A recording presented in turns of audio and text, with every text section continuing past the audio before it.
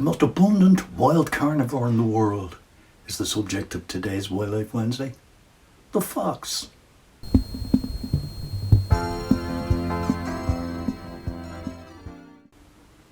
Today on Wildlife Wednesday, I'm going to talk about foxes, urban foxes in particular, and I'm going to ask a couple of questions along the way and see if I can come up with some answers.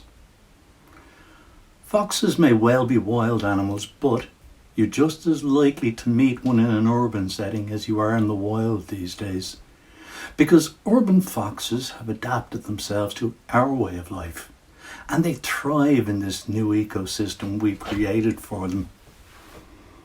Is it okay to call our modern towns and cities, these modern man-made urban sprawls that we've created for ourselves to live in, an ecosystem? Well, if you Google the word ecosystem, the definition you're most likely to find to explain it is, and here, having posed the question myself to our good friend Mr. Google, I quote directly. The simplest definition of an ecosystem is that it is a community or group of living organisms that live in and interact with each other in a specific environment. Couldn't be simpler, could it? So, for the fox haters out there, and I know there are many, don't blame the animals for something humans are responsible for. Because having taken away their wild, natural habitat to build dens for ourselves and our creature comforts, we've created this environment in which foxes thrive. And they've willingly accepted our generosity. We've given them houses with gardens with sheds they can hide behind or under, and in many cases even build their dens beneath. Our modern way of living has provided them with these new replacement habitats, and it's particularly true of huge gardens in the more affluent areas of our cities and suburbs. Although they can also be regularly seen in the housing and industrial estates of our cities. Our city rivers and canals provide them with relatively safe corridors to travel along in search of food. Not only naturally occurring food such as rats, mice and birds, but food which we discard in vast quantities. And although our modern wheelie bins, which are common nowadays, make the contents more difficult for the foxes to get at, they are very adaptable creatures, and they find ways around these difficulties, even toppling bins over. Despite their small size, they're quite strong. Sadly though, toppling bins over causes the areas around the bins to become a mess of litter, and this in turn adds further fuel to the haters' fire. Another excuse for them to hate them. And speaking of haters, I have a personal story to tell. Over the last few years, the road I grew up on, Dodder Road in Rathfarnham, has become a haven for birdwatchers and photographers, both amateur and professional, who visit here on a daily basis in search of kingfishers and foxes. Why? Because there are resident foxes who appear on the riverbank on the opposite side from the road, which runs parallel to the river. And they're totally comfortable with the attention they get from passers-by. This stretch of the river is also regularly visited by kingfishers who perch on the overhanging branches of trees along the riverbank, waiting to dive bomb their next meal. I don't visit this stretch of the river very often nowadays because of its popularity. Successful wildlife photography for me is better achieved alone. There was a time when I seemed to have not only this stretch, but the whole of the river to myself. But leaving that aside, to get back to my personal account with a fox hater, I was photographing the vixen who was sitting out on the riverbank when a woman who was passing by stopped to see what we were photographing. It was at the time the area was beginning to become popular, so there were a few other photographers there at the time. She complained about the noise foxes made at night and how dirty and smelly they were, And then she said she hated them because they had her beautiful garden destroyed by digging holes.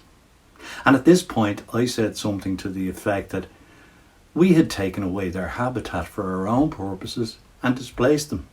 So how could we really blame them? Well, if looks could kill, I'd have dropped dead there and then. But luckily for me, she just turned around and walked off in a huff. And to be honest, I didn't really care. Because as far as I'm concerned, there are more lovers than haters. And my purpose is to please the lovers and let the haters go their own way. So on the subject of fox lovers, I have a couple of questions I'd like to tackle briefly. Firstly, should we feed foxes? I know that some people who visit the Dodder regularly bring food to attract the foxes and bring them out into more open areas so they can hopefully get better pictures.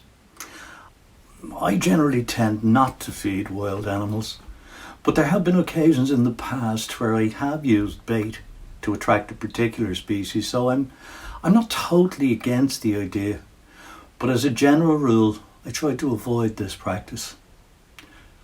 Should foxes be kept as pets? Well, on this one, I'm totally against it. Wild animals should be left in the wild, but I know that many people do keep foxes as pets. Unfortunately, these days, if you really want to keep a fox as a pet, or you might even want a more exotic creature as a pet, there are always unscrupulous people willing to sell them to you. For me, foxes remain one of my favourite animals, and I love to photograph them. That's my way of keeping them as a pet. So on that note, I'll leave you with today's slideshow of some of my favourite fox shots. Enjoy.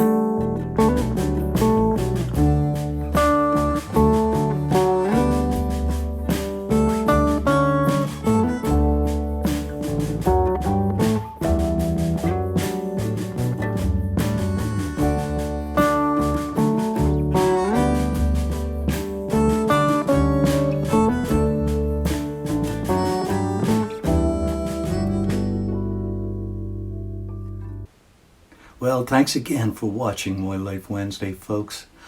I hope you enjoyed this week's episode, and if you did, I'd be grateful if you'd give it a like and subscribe to my channel.